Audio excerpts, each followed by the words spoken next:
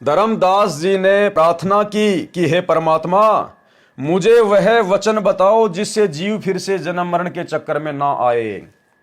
अब धर्मदास जी ने कहा कि परमात्मा, मुझे तो खुल के बताओ, मुझे तो उस नौतम सुरति के विषय में, आपके निज वचन के विषय में पूरी जानकारी दो, मेरा मन का संशय समाप्त करो, जिससे उपदेश लेने के बाद में जीव जन्म मरण में नहीं आएगा। तो धर्मदास जी की जिज्ञासा को देखकर परमात्मा ने क्या बताया। परमात्मा कबीर जी ने कहा कि 8 बूंद यानी सतलोक में स्त्री पुरुष से उत्पन्न हंसों से जीव मुक्त कराने की योजना बनाई थी। वो जो 7 सुरती जो परमात्मा ने बताई ना, कि 7 सुरती तो उत्पन्न करने वाली हैं और 8वीं सुरती तुम हो। कौन? धर्मदास। तो यहां पर उन्हीं की बात हो रही है। परमात्मा कबीर जी ने कहा कि 8 बूंद, बूंद यानी वचन। बूंद का मतलब कोई बिंद नहीं है, बूंद का मतलब है वचन। आपको आगे दिखाएंगे, परमात्मा ने बोल रखा है।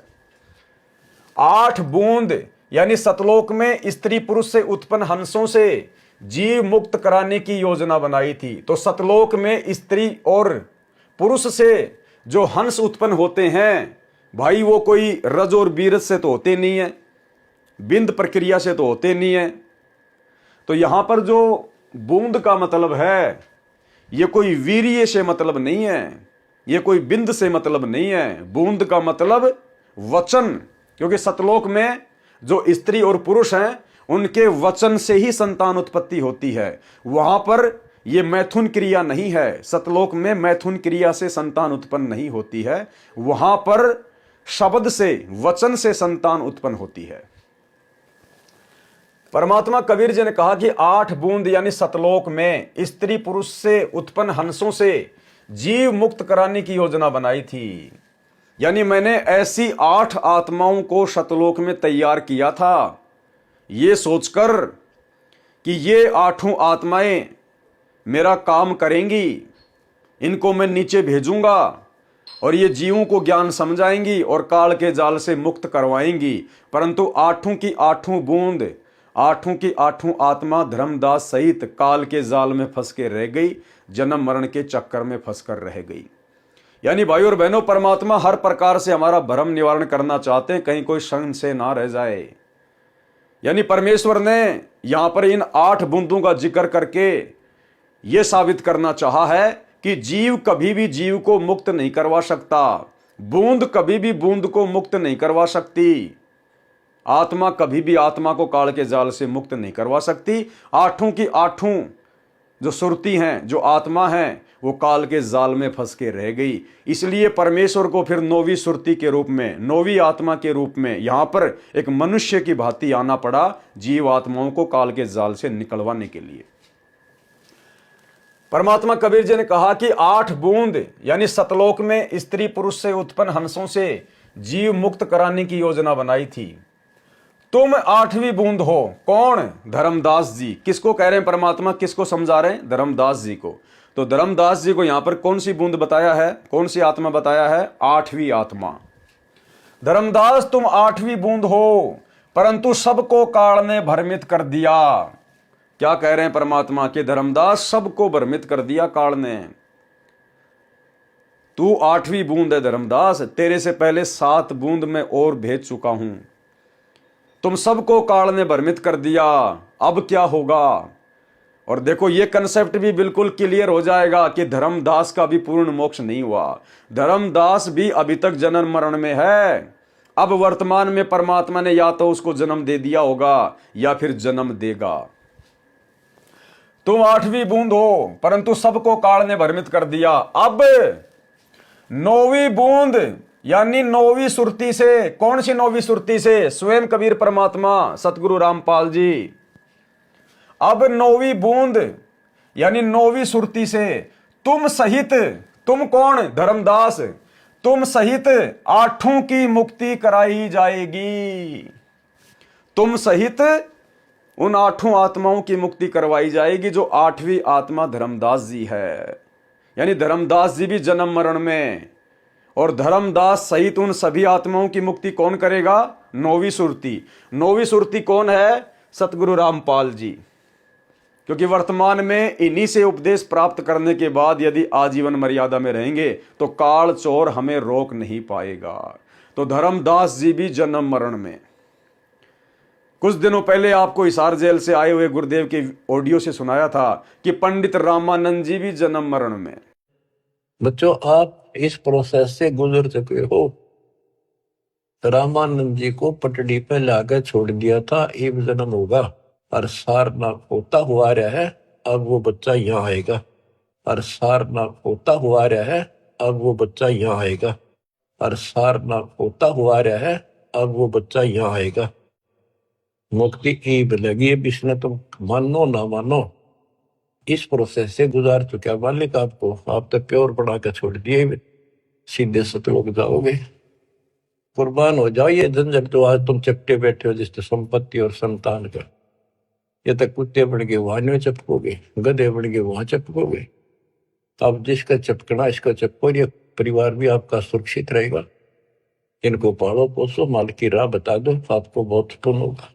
असुर निकंदन रमैनी के सरलार्थ में आपको दिखाया पढ़ाया परमात्मा ने लिखा हुआ अपने कर कमल से।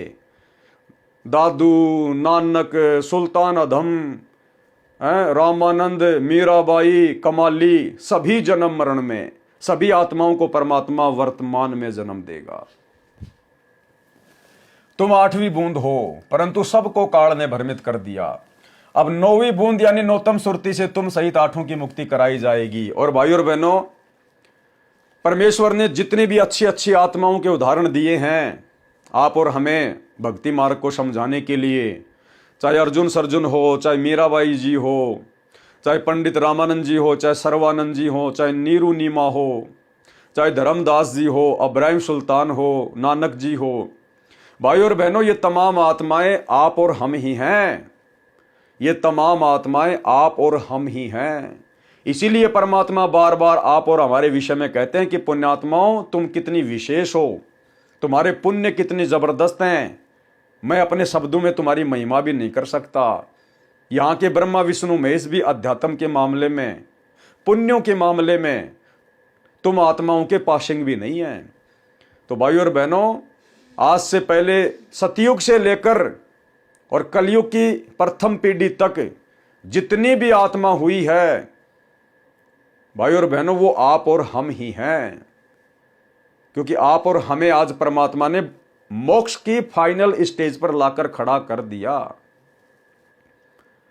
और यदि आज हम यहां से फिसल जाते हैं, कोई मर्यादा तोड़कर, किसी के कहने से लोकलाज में दबाव में आके भक्ति छोड़कर, या गुरु को परमात्मा के रूप में ना पहचान कर, तो भाइयों और बहनों, असंख्य कल्प युगों के बाद फिर हो सकता हमारा नंबर लगे। अन्यथा फिर ये मौका परमात्मा, ऐसा गोल्डन चांस दोबारा नहीं देगा। तुम 8वीं बूंद हो, परंतु सबको काल ने भ्रमित कर दिया। अब 9वीं बूंद यानी नौतम सुरति से तुम सहित 8 की मुक्ति कराई जाएगी।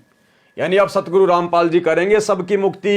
ये कबीर परमात्मा सतगुरु रामपाल जी के रूप में आए हुए हैं। ये नौतम सुरति है, परम अक्षर ब्रह्म, सतलोक के राजा।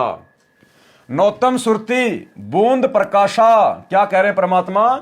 नौतम सुरति बूंद प्रकाशा, नौतम सुरति बूंद प्रकाशा। यानी 9वें हंस का जन्म संसार में बूंद यानी माता पिता से होगा। इसका मतलब ये नहीं है कि सतगुरु रामपाल जी माता पिता के सहयोग से बिंद से पैदा हुए हैं, नहीं।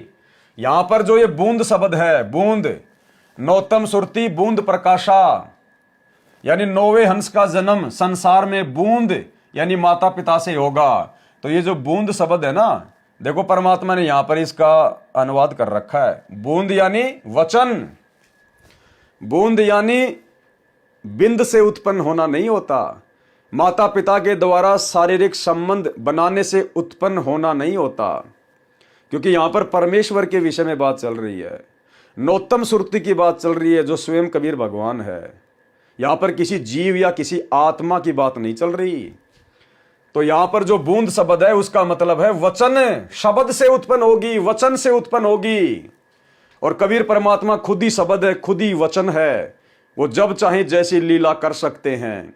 आप और हमें लगेगा कि मां के गर्भ से आए हैं, दो अच्छी आत्माओं के शारीरिक मिलन करने से पैदा हुए हैं। जिस प्रकार गरीबदास जी के विषय में आपने पिछले वीडियो में सुन लिया। सांसारिक दृष्टि में तो गरीबदास जी की माता का नाम था रानी देवी, पिता का नाम था श्री बलराम जी, और गरीबदास जी भी अपने आप को यही कहा करते थे कि मैं तो माता पिता से जन्मा हूँ, मेरी माता जी का नाम रानी जी है, मेरे पिताजी का नाम श्री बलराम जी है। और जब तक गरीबदास जी धरती पर रहे सब उनको यही मानते थे कि आप और हमारी तरह इंसान है, माँ बाप से पैदा हुआ है। लेकिन पिछले वीडियो में आपको खुद गरीबदास जी की वाणी से सतगुरु रामपाल जी परमेश्वर जी ने बताया, गरीबदास जी ने कहा कि भाई ना तो कबीर जी माँ से उत्पन्न हुए और भाई ना हम गर्भ में आए। एक बार फिर से सुन लीजिए। प्रमाण दे रहे गरीबदास जी कि कबीर साहब माँ का पैदा नहीं हुई थी। प्रमाण दे रहे गरीबदास जी कि कबीर साहब माँ का पैदा नहीं हुई थी, और ना हम गर्भ में आए भाई, और ना हम गर्भ में आए भाई, और ना हम गर्भ में आए भाई, और ना हम गर्भ में आए भाई, और ना हम गर्भ में आए भाई।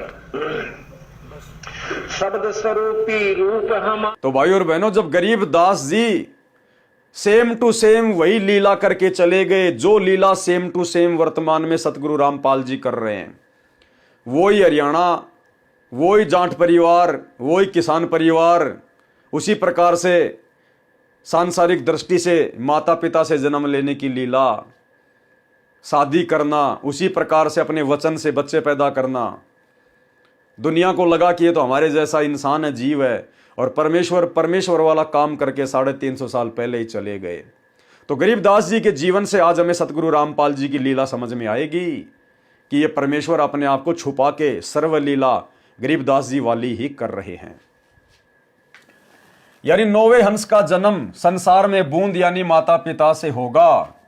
अब यदि सतगुरु रामपाल जी जिस प्रकार वे चारों युगों में एक एक बार, प्रत्येक युग में किसी तालाब में कमल के फूल के ऊपर प्रकट होने की लीला करते हैं शिशु रूप में, यदि वर्तमान में भी वे इसी प्रकार की लीला कर देते 8 सितंबर 1951 को, तो भाइयों और बहनों, वर्तमान में कोई भी उनको परमात्मा मानने को तैयार नहीं होता। जिस प्रकार 650 साल पहले कबीर जी ने यही लीला की थी, उनको किसी ने परमात्मा नहीं माना, किसी ने भी 120 साल तक। आज वे स्वयं सतगुरु रामपाल जी के रूप में आकर अपनी लीलाएं बता रहे हैं, प्रमाण दिखा रहे हैं, तब जाके आप और हमने स्वीकार किया, चंद आत्माओं ने। तो बोला आज तो कलयुग कितना बढ़ गया, लोग कितने शाणे हो गए काल प्रेरणा से।